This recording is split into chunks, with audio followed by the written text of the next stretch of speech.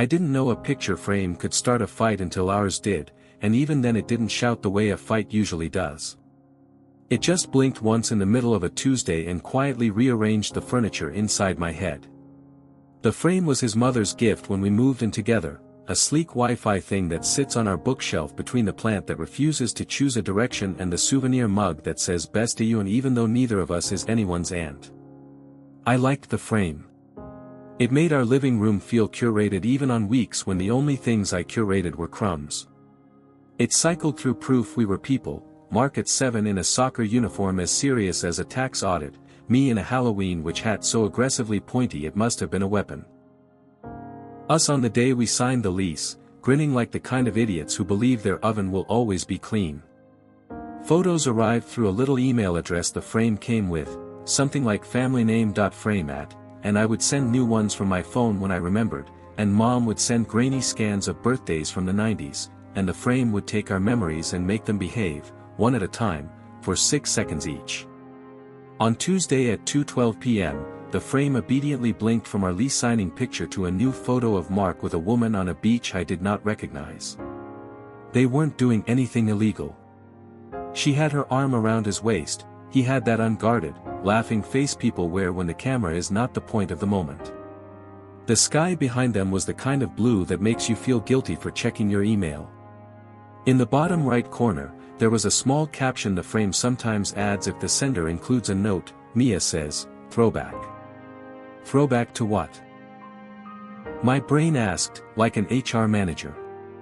Throwback to why did Mia send this to our living room, the room where I am currently eating a late lunch and believing I live a simple life.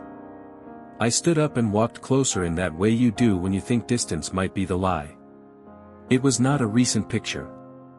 Mark's hair was the old haircut he had when we started dating, the one I pretended to like because I was busy liking everything else. They looked happy in the kind of uncomplicated way that is both sweet and rude to anyone not pictured. I watched it loop twice, like maybe the second time the answer would appear in the negative space, and then I did the reasonable thing you should do before you give a picture feelings. I called Mark. "Hey," he said, bright, because it was midday and he was still in the part of the day where he thinks problems will be solved by timelines. "What's up?" "Your mother's gift just tried to ruin my afternoon," I said, and heard my voice do that thin thing like it had traveled through a straw. "What?" he said, and the bright fell off his words. "What happened?" "The frame," I said. "It got a photo. Of you. With someone named Mia. Beach. Caption says, throwback." He was quiet long enough for me to learn exactly how many sounds our refrigerator makes. "Mia is my ex," he said finally, carefully, as if placing the word somewhere that wouldn't break the floor. "It's old." "You think the frame thinks it's old?" I said, and then regretted the tone because sarcasm is cheap and I didn't want to pay for anything later. He exhaled. "I'm on my way home," he said. "Don't spiral. It has to have been sent by mistake, my mom's probably forwarding things again without checking the address. Or Mia sent to the wrong email. Or, something stupid. I'm coming." I'm not spiraling, I lied to him and to myself and to the frame, which politely moved on to a picture of my cousin's baby making a face like a potato about to sneeze. I did not touch the frame's cord. I did not unplug it like a dictator. I sat down and tried to give myself a story that was kinder than the one my old fears were writing. I have been cheated on before, the body does not forget how to panic just because you've moved apartments. Also, Mark has never given me a reason not to trust him. Also, a beach is not evidence. A beach is a location where many perfectly appropriate things occur, such as sunburn. 10 minutes later, another new photo arrived. This one was Mia again with Mark, but indoors, both of them wearing ugly Christmas sweaters I did not personally authorize. The note this time, Mia says, "One for the frame." The phrase "one for the frame" made me stand up so fast the plant shook. You don't say "one for the frame" unless you know the frame. I scrolled back through the frame's inbox on the app and saw that both photos had come from the same email, mia.something@. It wasn't an accident. It wasn't Mark's mom misguidedly doing tech. It was Mia thinking this living room still took her messages. I texted Mark a screenshot because some conversations are not allowed to be only sound. He responded with a bubble of dots and then, "I'm downstairs."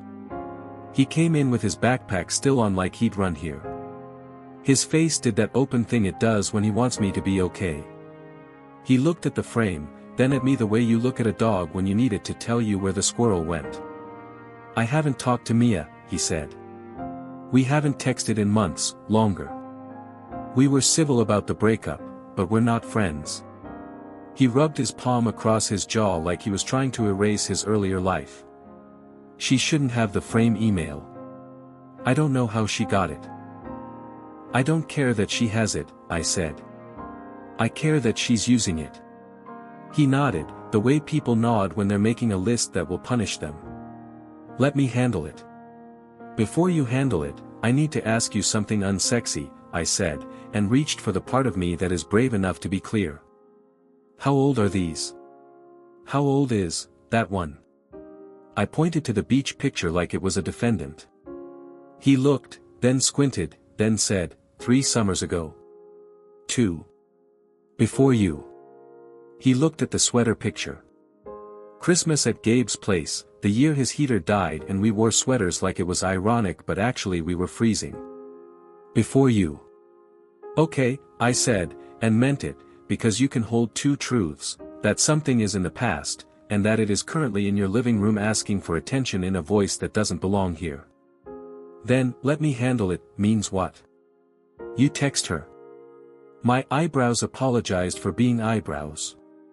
"I email the frame itself," he said. "You can block senders. We can change the address too. And I'll text Mia to say, 'Do not.'" He stared at the frame. "It's so bizarre. She doesn't do drama." "That sentence has expired," I said. "Everyone does drama when it's this easy." He opened the app and stabbed at settings like the settings had insulted his family. He blocked the email address. He changed the frame's inbox from familyname.frame to something joyless and therefore unguessable. He typed a short text to Mia, "Please stop sending photos to our frame." He didn't add a threat or a memory or a softener, he sent it like a memo. The frame kept doing its job, migrating innocently through a slideshow of our own making. We waited. Nothing else came. We simmered down to a low anxious hum. Mark sat on the arm of the couch and then slid down to sit on the floor like the floor was a confession booth. "I hate that this touched you," he said. "I hate even more that I'm the one who gave it the power to touch you." "You didn't give it power," I said. "We live in a house with outlets." Power was inevitable. We ate pasta that tasted like I had been thinking too hard while I cooked it. We watched 2 episodes of television where other people's problems are neatly solved in 42 minutes and then went to bed with the kind of careful that feels like you're borrowing the sheets from a museum. At 6:47 the next morning, the frame lit up with a new photo. This one hit like a small car. It was Mark and Mia at a party with confetti in the air. He was kissing her on the cheek, and the camera angle was stupidly romantic. The caption read, "Mia says, anniversary, March 12th. March 12th is not 3 summers ago. March 12th is a date that, depending on year, could be before or after me. March 12th is a date that sounds like a test I did not study for." Mark was in the kitchen making coffee we would both pretend tasted fine. I stood in front of the frame the way you stand in front of a fire you're not sure you deserve. "Mark," I said, and my voice had the texture of paper. He came in holding 2 mugs without lids and saw the photo and put both mugs down on the floor like he could not be trusted with gravity. He looked at me, then at the little anniversary caption, then at me again with a face that said, "I am ready to answer the question you haven't asked yet." "That is from years ago," he said. "I don't know why it says March 12th. Or," he swallowed. "Wait. March 12th was Gabe's engagement party in 2019. He got engaged on March 8th and we threw the party 4 days later. I remember because he kept saying, like a band release, and I made fun of him. I can show you the texts. I can show you the group chat where Tiffany ordered those confetti cannons that exploded like a crime. I believe Mark. I also believe the part of me that wants to see the paperwork because my history with love is an archive and sometimes the archive has leaks. Show me, I said. We sat cross-legged on the rug and opened old messages like archaeologists. There it was, a group thread named Gabe's Big Yes full of chaos and screenshots. There were the photos of the cannons and the small, perfect texts no one sends anymore, like and bring cups. The timestamp said March 12, 2019. Mia was in the group back then. The kiss was a cheek thing with confetti midair. Mark flipped his phone around to show me the meta info on the original photo. Date created, March 12, 2019, 9:13 p.m. Date scanned, last week, by someone named Mia, on a scanner whose name made both of us laugh because it was Soho Scan Queen. Okay, I said to the floor, to my throat, to the idea that I might relax again. So it's old, again. But why is it arriving now? He tapped the Frame app and looked at the sender field for the newest picture. It did not say Mia.something at anymore, because he had blocked that. It said, Mia Auntie's archive at, with the little note sent via mobile email. He pinched the bridge of his nose like he was bracing for math. Mia's Aunt Sadie, he said. She was our scanner person. At holidays she would digitize your dead dog if you asked. She made albums for everybody. Why is Aunt Sadie sending to our living room, I asked, and why does she know our address, and why does her life include the phrase, mobile email? He texted Mia again, more words this time, the kind you write when you decide to gamble on everyone being reasonable. Hey, sorry to bug you. Photos just came through to our frame from an Auntie's archive email. Please make it stop. New address is, and he did not include the new address because I made a face and he deleted that part. Please make sure whoever's on your end deletes the old one. Mia wrote back 2 minutes later, oh my god, I'm mortified. It's Sadie. She has a script that resends anniversary pics every March to an email list called Family Frames. I thought I took the number off years ago. I'll call her. There was a long pause and then, I am truly sorry. Congratulations on your frame, and your life. I wanted to be an easy person in that moment. I wanted to say, no harm, like the harm hadn't already applied for residency. But I exhaled the sort of exhale that sounds like a door closing and said, okay. Thank you. Please do call her. Mia, doing it now. We'll send you a screenshot if that helps your morning. Mark laughed the laugh of a man who is being force-fed closure and wants to pretend it tastes natural. I did not imagine my day starting with a multi-generational tech stack, he said. Anti-scripts. We waited for the photo equivalent of rain to stop. 30 minutes later, the frame hiccuped and glowed with a system message. You have been removed from Family Frames. It felt like being uninvited to a wedding you didn't know you were attending. Mia texted a screenshot from Aunt Sadie's dusty Yahoo account, a BCC list that included names I mercifully did not recognize, and our frame address, and a subject line set to repeat yearly like a curse. She wrote, again, I'm sorry. Sadie says she meant well. She also says whoever made your frame email so simple should be put in product jail. We changed our frame email again to something with so many consonants it hated itself. We thought we had reached the end of the boss fight. We had not, because we live in a world where people backing into each other's lives is easier than backing into a parking spot. At 4:06 p.m., while Mark was back at work and I was trying to pretend my stomach had other plans besides writing emails to it, my phone buzzed with a message from an unknown number. It was a photo of the same beach, the same two people, cropped closer this time so that Mark and Mia's faces took up the frame like a billboard. Underneath, someone had typed, imagine finding out like this. I stared at the number. It had my area code. That made it feel closer than I wanted it to feel. There was no context, no, "Hey, I found your frame address, want to play a game?" Just the photo and the dare. I did not respond. I sent a screenshot to Mark and typed, "Someone has opinions." "Block," he wrote back immediately. "Also sending you a hug." 5 minutes later he added, "Also, I asked Gabe if he would please burn his copy of everyone's early 20s romance.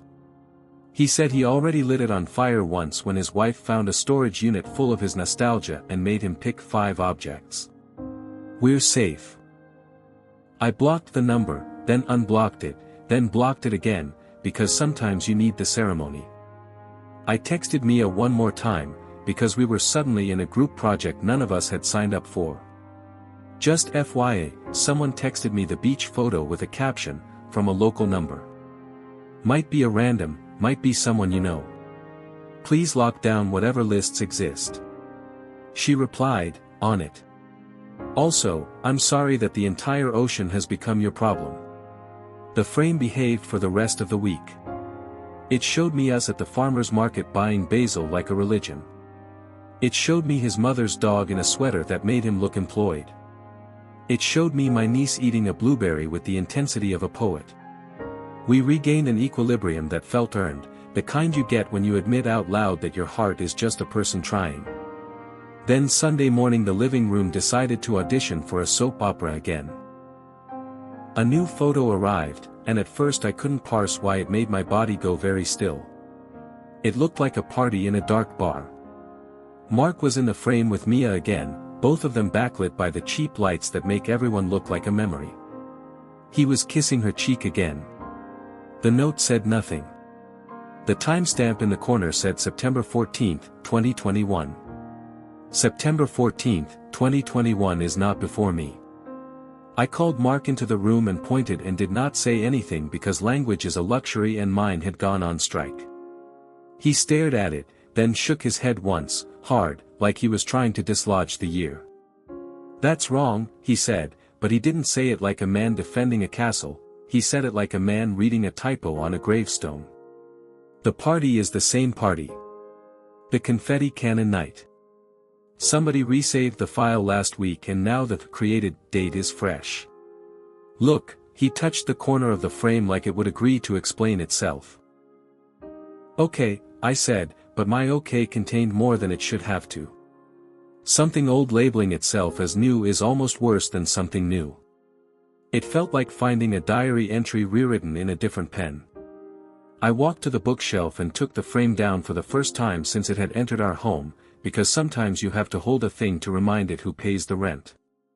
I scrolled through the sender log inside the app and saw that this one had come from a different address altogether, a Gmail that looked like a nickname, Clairdois captions at, with a note that said nothing. Under the sender there was a line that made my mouth go dry, forwarded by, loyaltytest.submissions at. I showed Mark. He swore softly, like a person trying not to teach a child new words. "That's not a person we know," he said. "That's a brand." He tapped the address and the app, deeply unprepared for our plot, popped open a little contact card attached to the email, an auto-generated thing with a link to a website that looked like a garage sale for people's relationships. The kind of site where you can submit receipts, get a template of a DM, and win attention. The screenshot we were looking at, our old kiss cropped like a cigarette ad, was a new post on their coming soon page with our frame as one of the delivery methods. It had a fake title, When the Frame Tells the Truth. My face did something very inelegant. Mark sat down again like the floor was the only furniture qualified to hold the weight. "I think we are back in Vera land," he said, referencing my girlfriend with sister story I had told him about when all this began, the one where loyalty tests had replaced conversation and a publicist had shrugged in a coffee shop. But sideways. We decided to do something we are trying to do more often. Treat each other like a team against the world, not two people trying to win the same trial. Team Against the World sent a polite but not very polite email to the address on the site, cease and desist from using any images of us. You do not have our permission. We will pursue legal remedies. Remove our frame address from any systems. I signed it, Then Mark signed it, then we both exhaled the way you do when your lungs pick you and you pick them back. 20 minutes later, our frame pinged with a different kind of message, a little red triangle we'd never seen before and the text, "This sender has been blocked by the manufacturer for abuse of service." I have never felt more grateful for a corporation's ability to call something abuse. We received a reply from the site at 1:03 p.m, "We act on user submissions only. We have removed your content. As a courtesy, we have rolled your device off our delivery list." The phrase delivery list made me want to wash my hands. Then another email arrived from a human with a human name, Claire. I forwarded the picture without realizing there was a live address attached. "I'm sorry for the intrusion. This space gets messy. I'm stepping out of it." The apology felt real in the exhausted way real things do. We put the frame back on the shelf and the plant looked at it like it knew gossip. I wanted to throw the frame away like a cursed shiny object. Mark wanted to set it on fire like a witch trial that had learned nothing. Instead, we did the most adult thing I can recommend, we changed one more setting. We turned off, accept from anyone. It would now only accept from a list we controlled. We sat on the rug and wrote the list like it was a guest list for a party we refused to regret later: my mom, his sister who only sends dog photos, my cousin who only sends the baby when the baby volunteers. Not Aunt Sadie, not Mia, not any other person from a past life who might think nostalgia is a public service. We added ourselves last, because it felt like a weird kind of humility. The next time the frame blinked, it was my niece with a blueberry again, and I cried a little in the generous way rather than the other way. That night, in bed, I told Mark something I had been trying not to admit even to myself: I didn't realize how close old things feel when they're smiling. He turned toward me in the dark where the ceiling does not have opinions. "I didn't realize how much I was trusting the world not to knock," he said. "I should have changed the frame email the second we set it up. I should have thought about Sadie's scripts. I should have. You should have made me a cake," I said, because the fastest way out of a self-flagellation is to make it stupid. It's too late now. We must live with this cakeless life. He laughed. Then he reached for my hand. "Thank you for making me show you the group chat instead of making me prove my entire character in under a minute. Thank you for showing me the group chat instead of asking me to be a saint," I said. "I'm fresh out of saint." We slept like people with windows we felt responsible for. Days later, when the adrenaline had melted into a story we could tell without needing to stand up in the middle, we took the frame off the shelf for a more ceremonial reason. We scrolled back to the two pictures that had nominated themselves to be the villains and looked at them the way you look at someone you went to school with and still wish well from a distance. Mark zoomed in on his own face in the beach one and shook his head. "I was 26 and convinced that doing handstands on the sand would fix my personality," he said. "I am so glad I met you when I did. And I am glad your hair found its way home," I said, because kindness should be specific. He took the sweater picture with the confetti and imported it into a photo editor and did something I didn't know you could do. There's a setting where you can show the original file date in the corner like a watermark. He printed that version on our terrible printer that makes everything look like it's been tired for a decade and held it up next to the frame. March 12, 2019 Saturday. They're like a fact. He taped the printed version to the inside of our hallway closet with a piece of blue painter's tape. "For us," he said. "Not for anybody else with a list." We made a rule that night, not because rules fix everything but because sometimes a little scaffolding helps the house stand. If a device in our home has an inbox, we are the bouncers. It goes on private. If the past wants to send an RSVP, it can go to our human addresses and ask nicely. We also decided to make our own tiny automation, in honor of Aunt Sadie but with consent. On our calendar, we set a repeating reminder for March 12 that just says, "Remember the confetti cannon night you didn't even know existed when you met, be gentle with each other, maybe buy a cupcake." I added a cupcake emoji because I am not made of stone. A week after the incident, we ran into Mia at the grocery store in the aisle that smells like lemons and good intentions. Life is generous with these weird little tests. She was holding a bunch of cilantro like a bouquet. She looked a little older in the way grief and time teach you to be precise. "Hey," she said, honest. "I owe you both a cake." "You owe Aunt Sadie a cake," I said. "She did all the work." We laughed in that relieved way that owes a thank you to therapy. Mark asked about her job, she asked about ours. Nobody said the word frame. She apologized again without performing it. We walked away feeling like people who had exited a cul-de-sac with grace. In the parking lot, Mark put our groceries in the trunk and looked at me with a face that has slowly become my home. "You okay?" he asked. "I am," I said, and I meant it, and I wanted to put the feeling in an email I could send to the frame, but only to the frame we own, the one that lives between the difficult plant and the mug that thinks we're someone's aunt. Sometimes I still think about the unknown number with the caption. Sometimes I craft replies in my head like letters to an editor, "Dear Sir or Madam or Troll, we do not subscribe to your newsletter." But most of the time I think about the people who did the right thing without anyone filming it. The manufacturer who pressed the big NO button. The stranger named Claire who decided to step out of a space that pays in adrenaline. Mia and her reasonable cilantro. My own dumb heart, which has decided, again, stubbornly, to be a person who can see a beach and think of sunburn instead of evidence. 2 nights ago, the frame blinked with a new picture that made Mark laugh so loudly our neighbor texted to ask if we were watching the game. It was a photo of Captain Fern, our plant, listing to the left like he had just heard gossip and was trying to get closer. My mom had added a caption, "Let me know if I should babysit the boy." The frame held his leaning, ridiculous posture for 6 seconds and then moved on to us at the farmer's market again, holding basil like flowers. I looked at the frame and thought, you did try to ruin my afternoon once, and also, you do this ordinary, forgiving, unviral thing. You remember for us. The next morning, I sent the frame a new photo from my phone, Mark sitting on the rug editing our "No more open inboxes" rule on a post-it with lawyer seriousness, a cup of coffee in a mug that says "Best to you," and me in the corner of the shot laughing at the way his seriousness makes him more handsome. The frame accepted the photo like a good guest, then lifted it up and showed it back to us.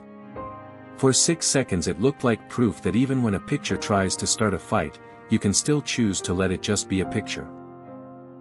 And then it blinked to the next thing, which was our niece squealing at a blueberry like Joy was a small, round planet she fully intended to colonize, and we let the living room be boring again, which is what I want my whole life to be when nobody is filming, boring in all the ways that keep a house gentle.